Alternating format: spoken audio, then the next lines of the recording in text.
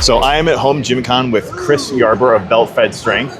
I want to do a series of videos looking at people who actually make their products, meet the maker, if you will. And I wanted to talk to Chris about his leather goods.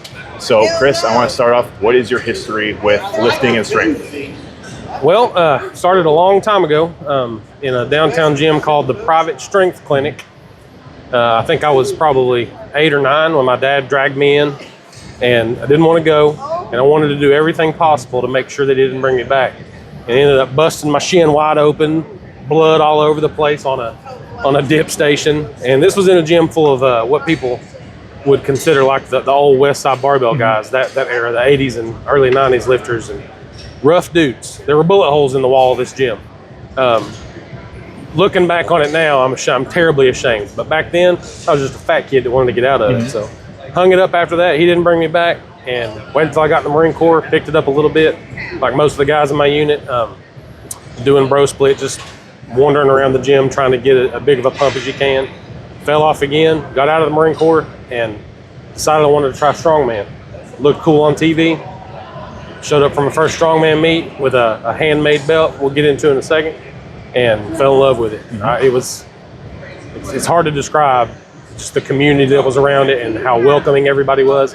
I've done a lot of things up until that point. Worked at the sheriff's office and been a competitive shooter. Those guys were not as welcoming when you get into their little folds and their little cliques. This was just people who wanted to be strong and wanted to make everybody else around them strong. The strongman community is, in my experience, with very few exceptions, extremely inclusive, extremely welcoming. It's a great introduction to strength. Just good people. It's a fantastic community. So how did that transition into the belts? So for that first meet, I needed a belt. I decided early, or way too close to the meet, that I wanted to start lifting with a belt. I was the type of guy who was like, no, you don't need a belt. The belt's not going to help you. What do you need a belt for? You can't do it on your own. For years, never even tried one until about 6 months before, and I realized, oh, wait a minute, this actually adds a little bit. I mean, this is a tool, and there's no point not using it. Couldn't find one fast enough. Didn't want to pay the huge upcharge to have one custom sized for this power belly.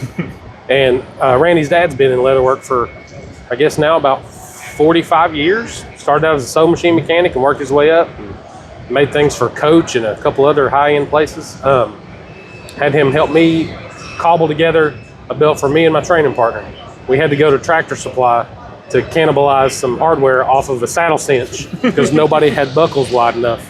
And he doesn't make anything that big, so that's all we knew to do. So got those two made.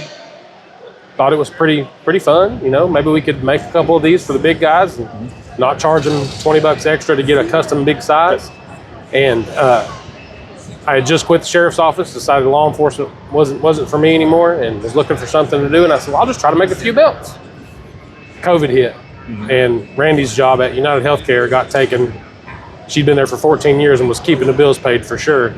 And neither of us come from any money. We ain't got none now. So I said, you know, you've been artistic all your life. Pretty good drawer. Why don't you try to decorate a couple of these for me and sell those, and we'll see if it takes off.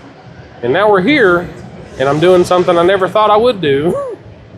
Doing something like a meet the maker thing. Like it's all been a fever dream up until this point. So you didn't have like a background in the working part? None. I always assumed that everyone that moved into making, so I said the same thing to Matthew Porter, that they had like a history of the skill before you try to transition into making the strength products. But it sounds like a lot you don't. You just, I have this thing I want to make, I'm going to learn as I go. And obviously you've learned, honestly, I thought it's been longer than that. It's only been, 6 years? Like you've learned a lot, you know a lot about leather in that time. And like talking to you, like, you have a lot of opinions and feelings about leather, so maybe a lot. I guess, tell me what you like about the medium, because clearly you fell in love to some degree with leather, because you make more than just belts now. We'll pull some stuff in after this, but I want to know what do you like about leather? It feels, this is going to be a bad word to use, but it feels more natural to me. Obviously it is natural, it's animal skin, but this whole community in sport and pastime is dominated by the hard goods, you know, barbells, plates, machines, racks, everything. And there's nothing wrong with those, and they can be beautiful in their own right, but there's no customization until you get to the super high end, and it's a lot of work. Something like this. You're talking like machine cutting and stuff. It's not handmade. It's, you know, well, to some degree it can be handmade, but it's not quite the level of little less handmade as soul. working the leather. Right. It's got a little less, and I feel bad saying it that way too. I don't want to feel like I don't want anybody to feel like I'm downgrading their artwork, because it truly is artwork. Somebody like Dean, you know, my buddy Jason at Surplus, they love what they're doing too. But that's also not typical for the equipment field. Yeah, feels a little cold to me. No pun intended. Cold steel. Cold steel. But there's just like these things had a life beforehand. That sounds kitschy and you know hokey, but it means something to me. These were once great beasts roaming the land. You want to respect the animal and what you're going to make with it. Right. They've got, you know, a lot of the hides we get have we're called range marks on them, barbed wire scars and bug bites and everything else. We don't buy the corrected grain leather that they'll buff that out of. We want it to look like an animal. To me, that's like you said, paying respect to that thing that I'd love to go out in the field and wrestle, but I've always been too afraid to do it. Things you see 110-pound guys getting thrown off of at the rodeo, but it's got a lot of soul to it. That's probably the best way to put it. So you started with the belts, and then obviously you've gone to a large variety of things, and I'll have Randy, can you start pulling in some of the other stuff? Like, let's start with the belts. Can you give me some of the artistic ones? Bring a belt you like. Grab me any one. I just want to show one off. The best one you think over there. Oh yeah. Here we go. So if you're not familiar with belt feds, Chris, they make regular belts, but their highlight is the executive. Yeah. That's our so that's when they do the full art. These are all, if you can't see in the camera, I'll do some panning shots later, but these are all carved in, then fully painted. And if you are willing to give Chris way less than he deserves, he will make you a full panel, full art belt with whatever you want, fully customized, all engraved, all painted, and like the craftsmanship that goes into every single one. I have a belt fed, my Snap City belt is from belt fed strength, and I will continue to get more belts from it as I need them. I appreciate that. There's just so much work, and then there's also obviously the attachments. How old is the belt fed, the BFAS? BFAS. So that name comes from the name belt fed strength. I was a machine gunner in the Marine Corps. I thought it tied in real well together. I've had so many people say, "Oh, it's because you make belts, right?" And they're like, "Feeds your family." And nope. Well, that's not really what I meant, but yeah, I guess it fits. It can be both. Same thing with the name for this. I wanted the nomenclature like the M16, M4, and M240.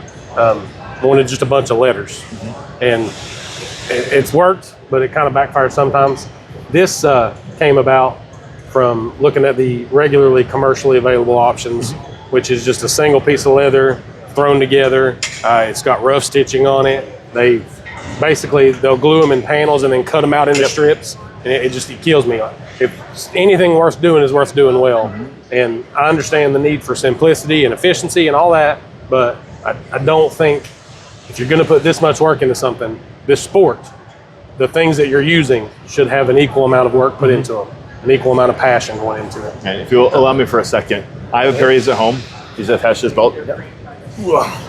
These are my favorite tricep extension attachments. They're very comfortable. You can have the open hand, which I feel, at least for me, makes it more arm and like kind of focuses on the triceps versus forearms or elders. And they're just very comfortable and looks very nice. Like I bought my pair from you 2 years ago at Home Gym Con. Because I knew I wanted to get something for you, and that was the first time I met you in person. And shocking, wasn't it? We've gotten to know each other much better since then. I'm gonna steal a little bit of spotlight here from Chris. Chris is one of my favorite people here. By one of my favorite people, he is the definition of Southern hospitality and Southern kindness. Like everything you send is just, you are such a nice person. Thank you, man. And you're a little rough on the edges sometimes. Oh yeah. When it gets turned on, it'll turn on. But. One of my favorite stories, just to humanize Chris, if more of it wasn't enough, was at Home Gym Con 2024. That was in French Lick, Indiana, and there was a casino attached to the resort, and we were down there till the casino closed at like 4 a.m. I think the Saturday night at the end of the convention, and you had to walk through a little connecting thing to go from the casino area to the hotel area, and Chris insisted that he had a shortcut through the parking garage, and no one else really believed him because Chris was. There was a few sheets that went. I don't know how many sheets. At least a double ply. And I didn't actually believe that he had a way to get back to the hotel to the parking garage, but I thought he needed someone to watch him. So and I did. We walked through the parking garage, and then he did not, in fact, have a way. He led me to a corner where he insisted there was a door, and we had to go back and take the regular route. And then we got back to the hotel, and he was ready to go to his room. He was about to walk down the hallway in the first floor, and I asked him, Chris, what's your room number? He was like, fit 513, I think it was, something like that. He's like, no, it's on the first one. I'm like, no, I'm pretty sure 513 is on the fifth one, Chris. So I had to deliver Chris I could have been to his door. Could have been trafficked into the Indiana. No, he's just a sounding nice guy. I know that you had some trouble a year or two ago to spend a lot of time helping after the hurricanes. Yeah, man, that's another thing I'm pretty passionate about. Is I'm proud to be from Southern Appalachia for a lot of reasons. It's a super close knit community. It's getting a little pulled at the seams right now. May have to move farther into the woods sometime, but it's a beautiful place. Like you can't beat it. And then you never think there's going to be a hurricane in the middle of the mountains in East Tennessee, and it did some damage. And kind of like the work I put into this. I look around and I see people putting less work in, and I don't understand it. Like, there's no way I could just sit there and watch everybody around me rebuild all the stuff 5 minutes away from the house you can help when I can do something. Yeah. Something I try to teach Dory, our youngin', be something, be anything. Don't be a bystander, no matter what you're doing. And twist that whichever way you need to twist it to apply it to whatever situation you're in. So we shut down for a solid month and got super behind. And it took probably 13, 14 months to catch back up. And it's not like we're that busy. We're not getting 15 orders a day, but it hurt. But there's absolutely no way I'd do it way you do it. No. And just to kind of highlight that, you on your website, I highlight just so you don't want people to take advantage of it, but you have a little page like, hey, if you need a belt for lifting and you can't afford a belt, like for any reason, just let us know. We will get you the basic belt so you can do your lifting safely. And just, no questions asked, we will get you what you need. I was worried. I feel like that's, how often do people take advantage of that? Well, that's why I was worried that it was gonna get us, because maybe I got a lot of faith in people, but I also know people, and I was worried that it was going to get taken advantage of, and we were just going to get destroyed, and I'd have to stay, cut it out pretty early. But we have only had what I can gather legitimate needs pulled through, and I'd say a couple of months maybe. That's totally fine with me. It's I'll cut my paycheck a little bit, doesn't matter. No questions asked. No, we're not going to verify anything. It's been great, because I know personally, saying the barbell saved my life. That's the only way I know how to put it. But I'd be in a much different bad spot had I not gotten into Strongman and really put work into it. I think a lot of people have shared that experience. Me personally, it's a fun hobby for me. Like, I was in a pretty good place to start college. I was doing this fine. But I know so many people are in difficult parts in their life, physically, mentally, and lifting it gives them the discipline, it gives them the community, it gives them the purpose, it lets them, build themselves in many more ways than one. And to facilitate that, I think I wanted to highlight that because I feel like that really kind of encapsulates. And it feels good. Just who you are as a human, just to have that, hey, you need strength, you need lifting, I will get you a belt. I'll make it right, I'll make it well, and I'll make sure you're able to Here's the tool. Going on. All right, it means a lot to me, man. I want to highlight a few more of your things before we go, because this is about people that also want to get the stuff. So, what can I grab here? Where's the alligator leather? There's one on the other side of those long straps, up top. Bingo, to your left. Yeah. Right here. Yeah. It's brown. You can't hardly see it. And we've got. Yeah. How about you grab some things over there? That one right there. And this is not animal. It's animal print, but it's Chris makes the majority of his stuff out of the Veg-Tan? Yeah, most I'll of it's let you speak to the specific leather. So this is English Bridle leather. It is vegetable tan leather. There's two main types of tannage: vegetable tan and chromium tan. Chromium tan is like upholstery leather. It's a real soft, thin stuff.